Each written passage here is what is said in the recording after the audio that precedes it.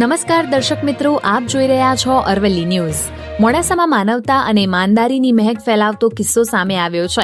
હિંમતનગરથી મોડાસામાં ગાડીમાં ચણા વેચવા આવેલા વેપારીની ગાડી પર એક ગ્રાહક ખરીદી કર્યા બાદ ભૂલથી 50,000 રૂપિયાનું બંડલ મૂકીને ચાલ્યો ગયો હતો.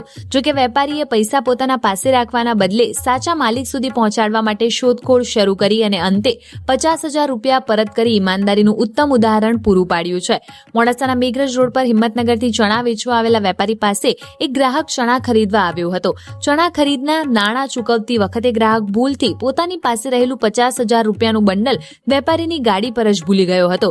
ગ્રાહક ત્યાંથી ચાલ્યો ગયો બાદ વેપારીની નજર રૂપિયા પર પડી.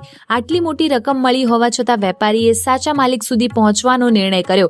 વેપારીએ મોડાસામાં ચણા વેચવા આવેલા અન્ય ગાડીઓના વેપારીઓનો સંપર્ક કર્યો અને જે ભાઈના પૈસા ભૂલાઈ ગયા હોય તેઓ પરત લેવા આવે તો સંપર્ક કરાવવા જણાવ્યું હતું. દરમિયાન પૈસા ભૂલી ગયેલા ગ્રાહકે પણ ચણા વેચવા આવેલા ગાડીની તપાસ કરતા તેઓ માલપુર રોડ તરફ ચણાના વેપારીને શોધતા પહોંચ્યા હતા, જ્યાં વેપારીએ કોઈપણ જાતના વાર્થ વગર 50,000 રૂપિયા ગ્રાહકને પરત કરી દીધા હતા. ઘટનાથી સમાજમાં ઈમાનદારી, વિશ્વાસ અને માનવતાનું ઉત્તમ ઉદાહરણ પૂરું પડ્યું છે.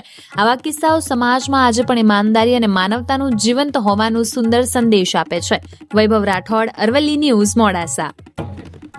મારું નામ રાજેશ છે. અમે ચણાનો ધંધો કરીએ છીએ, વેપારી માણસો છીએ, હિંમતનગર રહેવાવાસી છીએ. તો એક ભાઈ આવ્યો હતો સવારમાં, તો 50,000 રૂપિયા ભૂલીને જતો રહ્યો હતો.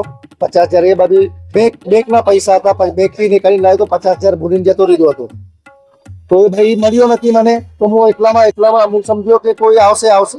તો એટલા બહુ ટાઈમ થઈ ગયો, શાંત થવા આવી, તો એ ભાઈ મળ્યો નથી મને.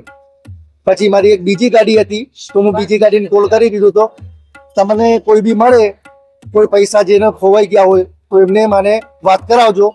તો મારી બીજી ગાડી એ સાઈડ ફરતી હતી, તો એમને મળ્યો હતો એ ભાઈ. તો પછી એ ભાઈ આવ્યો અને એમને હું 50,000 રૂપિયા પાછા આપી દીધો છું.